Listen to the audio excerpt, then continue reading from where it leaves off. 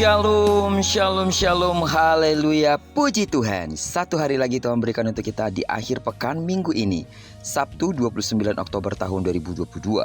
Ini adalah sebuah anugerah yang harus bisa kita jalani dengan penuh tanggung jawab di hadapan Tuhan.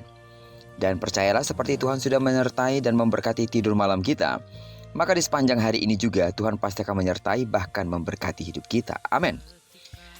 Baiklah, hari ini sebelum kita lebih jauh melakukan semua kegiatan aktivitas kita, izinkan kembali Tuhan bicara kepada kita lewat pembacaan Alkitab satu hari satu pasal dari pembacaan 12 hari bersama Daniel. Dan luar biasa, kita hari ini telah di penghujung pembacaan kitab Daniel.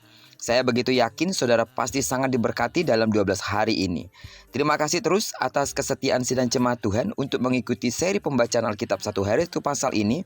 Dan saya percaya Allah sangat berkenan kepada saudara. Baiklah, kita akan membaca kitab Daniel pasal yang ke-12, ayat pertama sampai dengan ayat yang ke-13. Judul renungan kita hari ini, Menanti Kemuliaan Sampai Akhir. Sebagai pengantar renungan ini, saya akan coba bacakan untuk kita ayatnya yang ke-13.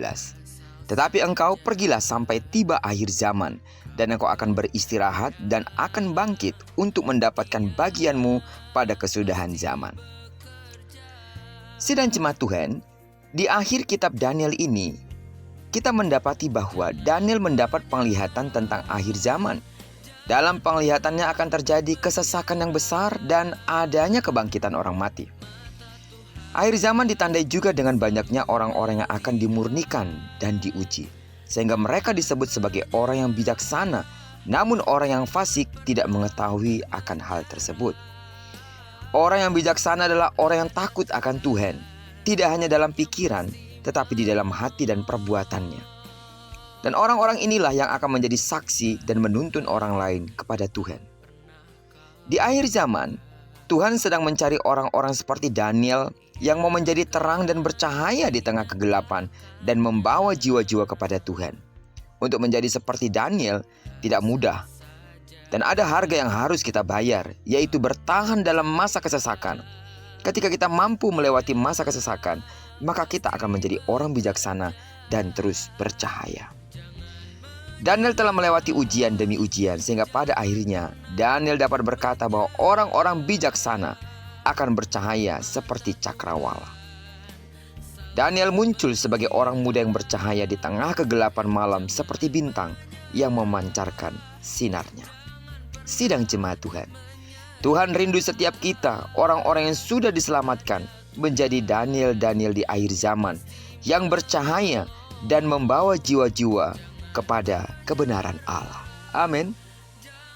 Memang tidak mudah melewati masa-masa sulit di dalam hidup kita untuk menjadi terang dan bercahaya di tengah-tengah situasi yang begitu rumit yang harus kita lewati.